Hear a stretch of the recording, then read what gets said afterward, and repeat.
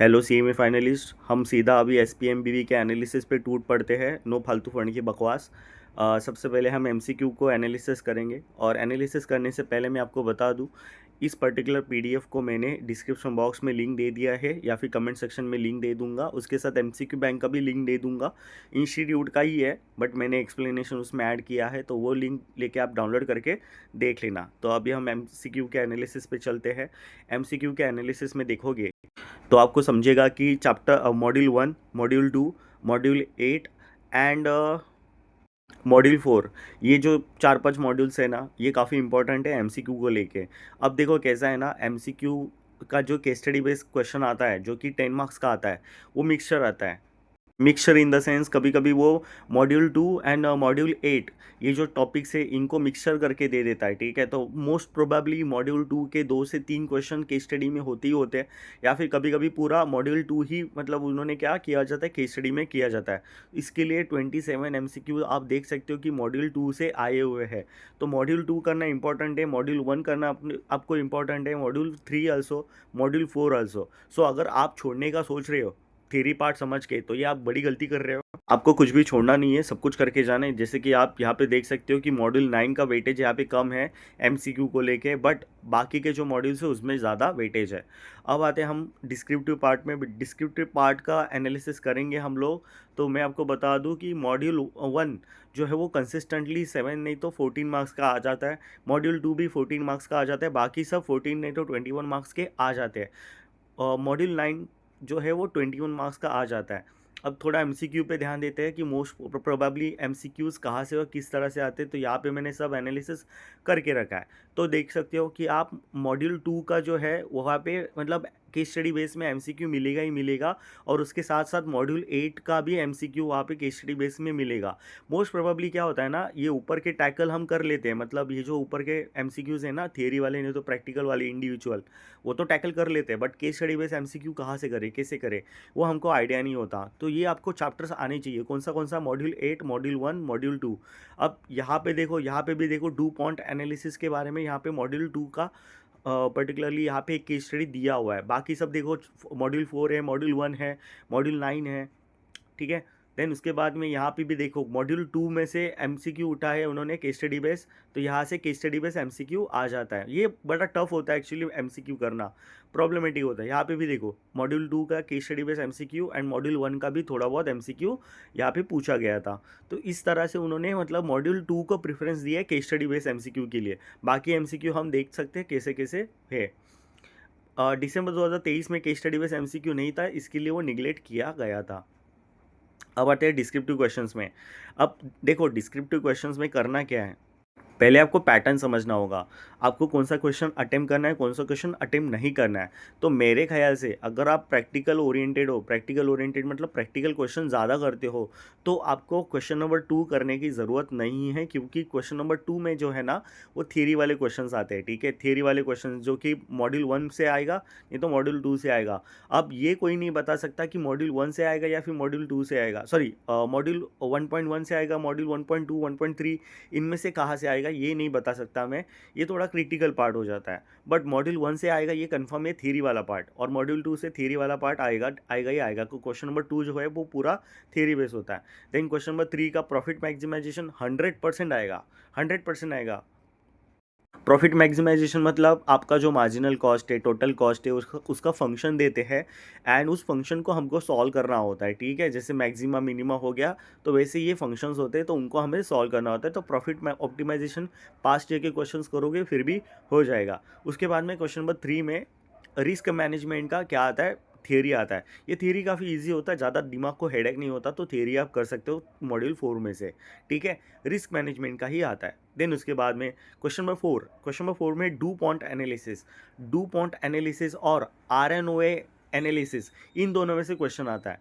Do point analysis आने के chances 80 से 90% है। जैसे कि आप देख सकते हो कि जून 2026 में आया था, बट दिसंबर 2025 में नहीं आया था, RNOA मॉडल आया था। बट यहाँ पे देखोगे कि जून 2025 में रेशियो एनालिसिस आया था, तो उसके पहले आपको डू पॉइंट एनालिसिस दिख ही जाएगा। यहाँ पे देखो, यहाँ पे दिसंबर 2024 में डू पॉइंट एनालिसिस आया हुआ था। तो आपको उसी तरह से स्ट्रेटेजी करना है कि आपको कुछ भी छोड़ के नहीं जाना है। अगर आप मॉड्यूल 2 के प्रैक्टिकल क्वेश्चंस करोगे तो सब आपको प्रैक्टिकल क्वेश्चंस करने हैं, क्योंकि क्या है ना, वो प्रैक्टिकल क्वेश्चंस आपको केस स्टडी में भी हेल्प करेंगे। देन उसके बाद में हम अगर देखते हैं क्वेश्चन नंबर 4 का बी पार्ट, वो जो है वो फाइनेंशियल स्कोर के ऊपर है। फाइनेंशियल स्कोर मतलब अल्टमैन जेड स्कोर हो गया, ये बेनिश का स्कोर हो गया। देखो ये क्वेश्चन नंबर 4 का बी पार्ट जो है ना, वो पर्टिकुलरली 4.3 मॉड्यूल से ही आएगा, कंफर्म है, 100% है कि ये 4.3 से ही आएगा। तो अगर आप मॉड्यूल 4 का अगर कुछ भी पार्ट नहीं करते हो बट 4.3 वाला पार्ट करते हो, ठीक है, तो आपको 100% चांसेस है कि 7 आउट ऑफ 7 आने के उस पर्टिकुलर क्वेश्चन में, ठीक है, क्योंकि अल्टमैन स्कोर है, बेनिश स्कोर है, या फिर और भी फाइनेंशियल रेशियोज एनालिसिस है, तो वो पर्टिकुलर क्वेश्चन प्रैक्टिकल क्वेश्चंस वहाँ पे इंक्लूड होते हैं, तो वो आपको करने ही करने हैं, ठीक है। देन उसके बाद में क्वेश्चन नंबर 5 का ए पार्ट। देखो मोस्टली ए पार्ट में क्या है ना, मोस्टली ए पार्ट में मॉड्यूल 7 से क्वेश्चन आता है या फिर मॉड्यूल 8 से क्वेश्चन आता है। इन दोनों में लड़ाई होती रहती है, मतलब दोनों में लड़ाई होती रहती है इन द सेंस कि मॉड्यूल 7 भी आ सकता है, मॉड्यूल 8 भी आ सकता है। कभी कभी तो मॉड्यूल 7 पूरा क्वेश्चन नंबर 5 घेर लेता है, मतलब पूरा क्वेश्चन नंबर 5 को टैकल कर लेता है मॉड्यूल 7, ठीक है। तो मॉड्यूल 7 एक इंपॉर्टेंट चीज़ है जो आपको करके जाना है, क्योंकि क्या है ना, जून 2026 में मॉड्यूल 7 को नहीं पूछा था। देखो यहाँ पे देखो क्वेश्चन नंबर 5 का ए पार्ट दिसंबर 2025 में मॉड्यूल 7 को उन्होंने पूछा था 2 बार। उसके बाद में जून 2025 में देखो इंस्टीट्यूट ने यहाँ पे फिर से यही किया कि मॉड्यूल 8 को पूछा एंड देन मॉड्यूल 7 को पूछा। देन उसके बाद यहाँ पे देखो दिसंबर 2024 में उन्होंने ये किया था कि मॉड्यूल 7 को क्वेश्चन नंबर 5 में पूछा था। देन यहाँ पे अब अगर आप देखोगे जून 2024 में, ठीक है, तो यहाँ पे भी सेम टू सेम उन्होंने यही किया कि क्वेश्चन नंबर 5 जो है वो अलग से लेके आए, वो मॉड्यूल 5 लेके आए। यहाँ पे मॉड्यूल 8 नहीं पूछे। दैट डजंट मीन कि मॉड्यूल 7 का वेटेज कम होता है, नहीं, मॉड्यूल 7 का 7 मार्क का क्वेश्चन कंफर्म रहता है, तो आपको मॉड्यूल 7 करके ही जाना है। अगर आपने छोड़ा तो प्रॉब्लमेटिक हो सकता है, आपको थोड़ा बहुत टेंशन हो सकता है। तो मेरे ख्याल से मॉड्यूल 8 एंड मॉड्यूल 7 ये लगभग प्रैक्टिकल ही क्वेश्चंस पूछता है, ठीक है, ये सब प्रैक्टिकल क्वेश्चंस ही होते हैं, तो करने में कोई प्रॉब्लम नहीं होनी चाहिए। Then question number 6, question number 6 को अगर आप देखोगे ना, तो कभी कभी मॉड्यूल 8 से हमेशा 7 मार्क का क्वेश्चन रहता ही रहता है क्वेश्चन नंबर 6 में। बट कभी कभी इंस्टीट्यूट क्या करता है कि मॉड्यूल 8 के साथ साथ दूसरा मॉड्यूल 8 का क्वेश्चन दे देता है, नहीं तो मॉड्यूल 7 का क्वेश्चन दे देता है, नहीं तो मॉड्यूल 5 का क्वेश्चन दे देता है, मॉड्यूल 9 का क्वेश्चन दे देता है। इनमें से कुछ भी दे सकता है, या फिर मॉड्यूल 8 के 2 क्वेश्चन दे सकता है।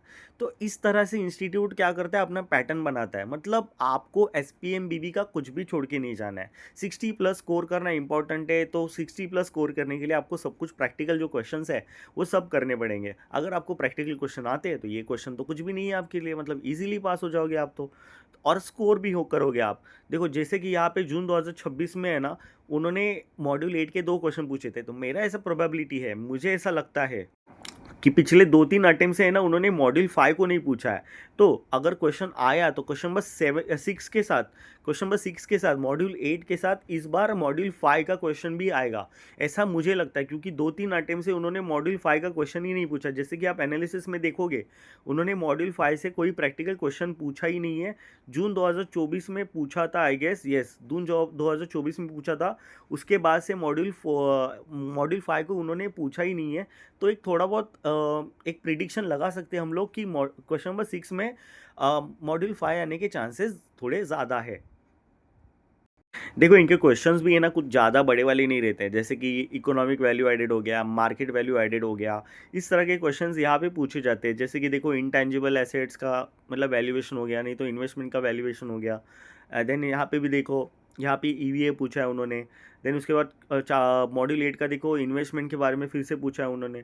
तो इस तरह के क्वेश्चन होते हैं। अगर EVA पूछेगा, नहीं तो इन्वेस्टमेंट पूछेगा, नहीं तो इंटेंजिबल के बारे में पूछेगा, तो इन तीनों में से ही क्वेश्चन आएगा, इससे बाहर नहीं आएगा, ऐसा मुझे लगता है मॉड्यूल 8 के लिए।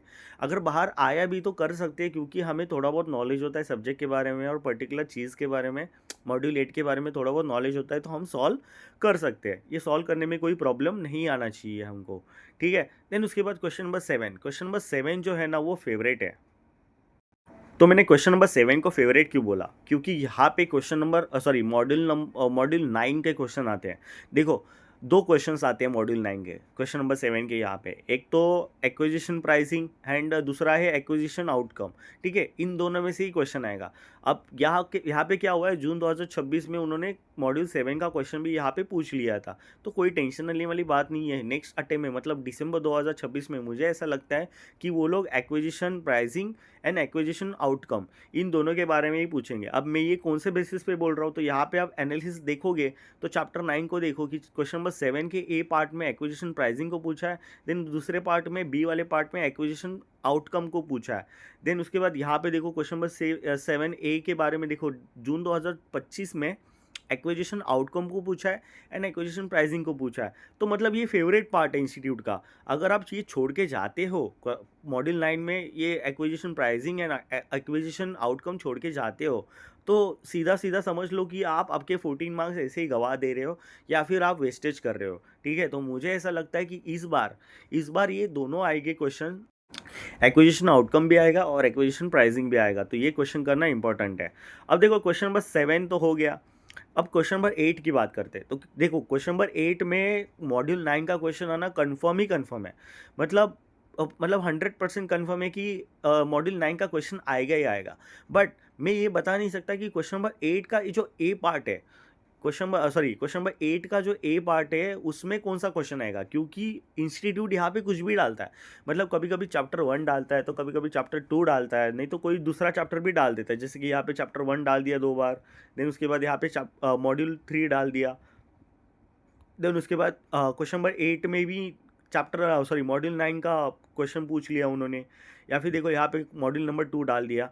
तो मुझे ऐसा लगता है कि question number 2 and question number 8 इन दोनों को हमने अगर छोड़ दिया ना तो बेहतर रहेगा, क्योंकि हम बाकी के पर्टिकुलर सब्जेक्ट्स में नहीं तो बाकी पर्टिकुलर प्रैक्टिकल में दे सकते हैं। अगर जिसका थियरी अच्छा है उन्होंने क्वेश्चन नंबर 2 किया, कोई प्रॉब्लम वाली बात नहीं है, काफ़ी लोगों का थियरी अच्छा रहता है, तो उन लोगों को एडवाइजेबल है कि आप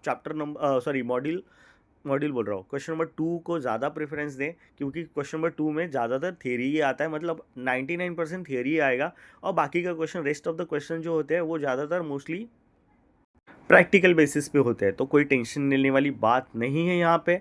तो पूरा पेपर प्रिडिक्ट यहाँ पे हो जाता है हमको, कि पता चलता है कि पेपर में क्या आएगा। जैसे कि मैं अभी पेपर पैटर्न दिखाता हूँ आपको, मैंने पूरा पेपर पैटर्न रखा है यहाँ पे। मॉड्यूल 1 में देखो, मॉड्यूल 1 और 2 दोनों में से थियरी आ सकता है। ठीक है, क्वेश्चन नंबर 2 के बारे में बात किया। क्वेश्चन नंबर 3 में मैंने बताया कि भाई प्रॉफिट मैक्सिमाइजेशन कंफर्म आएगा। देन उसके बाद मॉड्यूल 4 में थियरी आएगा रिस्क मैनेजमेंट का। देखो एक थियरी तो करना ही पड़ेगा आपको, ठीक है, उसके बिना तो कुछ हो नहीं सकता। देन मॉड्यूल क्वेश्चन नंबर 5 के 7 पार्ट नहीं तो ए पार्ट, मॉड्यूल 7 नहीं तो 8, दोनों में से एक आएगा, वो तो हम वैसे भी करने वाले हैं। मॉड्यूल 7 का एक क्वेश्चन तो कंफर्म है, तो मॉड्यूल 7 पूरा करके जाते हैं ना, क्या प्रॉब्लम है। उसके साथ साथ मॉड्यूल 8 भी आता है। देखो इंस्टीट्यूट यहाँ पे पास कराने की बहुत कोशिश करता है आपको। अगर आपने module 7, module 8, module 9, module 1, module 2 और मॉड्यूल 4 ये अच्छे से किया ना, तो आपको पास होने से कोई नहीं रोक सकता। पास क्या, आप तो एग्जामिशन लेके आओगे हमकास। 60+ स्कोर करना कुछ मतलब बड़ी बात नहीं है SPMBV में, क्योंकि इजीली हो जाता है, क्योंकि इजीली पेपर प्रिडिक्टेड होता है ये वाला। ठीक है, एंड मुझे ऐसा लगता है कि दिसंबर 2026 में मॉड्यूल 5 में से क्वेश्चन आएगा ही आएगा, क्योंकि 2-3 अटेम्प्ट से वो आया नहीं है।